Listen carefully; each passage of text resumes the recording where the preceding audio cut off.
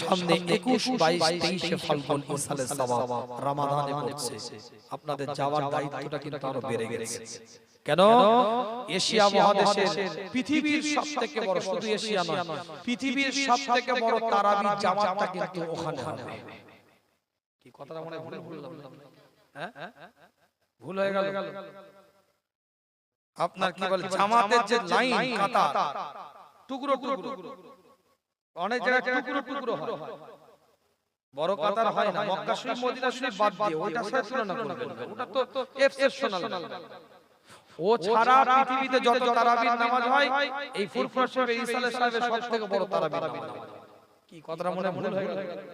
হ্যাঁ, অত বড় লম্বা জামাত, বুঝতে পারছেন না কোথা থেকে কোথা মানুষ দাঁড়িয়ে আছে।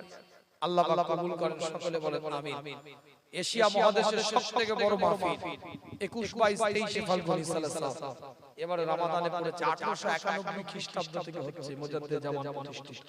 আপনারা যাবেন, যুবকেরা যাবে, তিনটে জিনিস সাথে রাখবে, একটা ছোট খেজুর, একটা পানির বোতল, একটা নামাজ পাটি। এটা সব সময় ব্যাগে রাখবে। কেন? আমরা তো চেষ্টা করব আমাদের পক্ষ থেকে যথাযথ আপনাদেরকে দেব। কিন্তু এট এ টাইমে লক্ষ লক্ষ মানুষ হয়তো আপনার পাত্রতে আপনার কাছে এসে পৌঁছালো না, হতে পারে। সেজন্য কাছে খাজুরটা, পানিটা রাখবেন, গালে দিলেন, পরে বাকিটা ইনশাআল্লাহ হলো। কি ভাই, কথা ঠিক ঠিক? আর নামাজ পাটিটা রাখবেন ইতমিনানের সাথে, এক জায়গায় দাঁড়িয়ে নামাজ পড়তে পারবেন।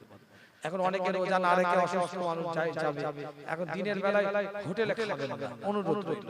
অনেক অসুস্থ রোজা রাখতে পারে না, হ্যাঁ মাসুম, আল্লাহ ছাড় দিয়েছে, সে ঠিক আছে রোজা রাখলো না, কিন্তু ওখানে গিয়ে হোটেলে যদি আপনি খান, এন্ড সোশ্যাল মিডিয়ার যুগ, ছবি তুলে দেখাবে, দেখো ফুরফুরায় দাদা হুজুর ইসা সাহেব এসেছে, হোটেলে রোজা রেখে খাচ্ছে। কি ভাই, কথা ঠিক বলছি না?